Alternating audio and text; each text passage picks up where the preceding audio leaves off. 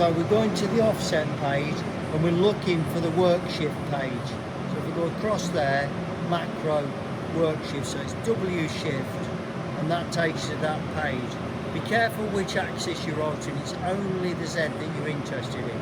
Now, if you put a positive figure, if you add a positive figure to that will take more metal off, so it'll actually move the Z in a minus direction.